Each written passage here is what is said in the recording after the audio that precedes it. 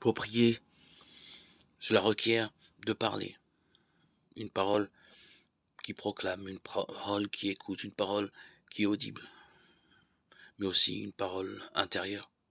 La parole, dans toute prière, est au centre, mais elle ne peut être perçue comme parole active selon les mots d'Isaïe. Ma parole qui sort de ma bouche ne me reviendra pas sans résultat, sans avoir accompli sa mission. Isaïe 55, 11.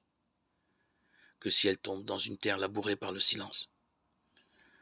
La parole est première, mais le silence en est l'écrin qui la met en valeur. Le berceau où elle s'épanouit, la membrane qui la fait entrer en résonance. Une observation plus fine nous permet de percevoir les multiples fonctions qui lui sont attribuées. Se recueillir, prier, intérioriser, soutenir une action. Mais dans tous ces moments que nous nous réservons à l'écart pour parler au Seigneur, pour lui exprimer nos besoins, un moment de silence est requis pour faciliter au maximum la résonance dans nos cœurs de la voix de l'Esprit Saint.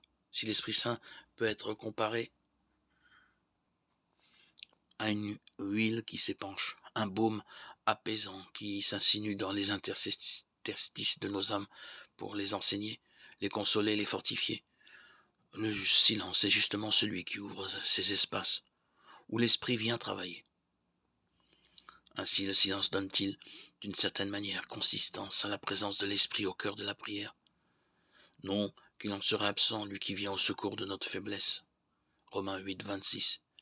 Mais parce que ces espaces lui laissent la parole, pourrait-on dire.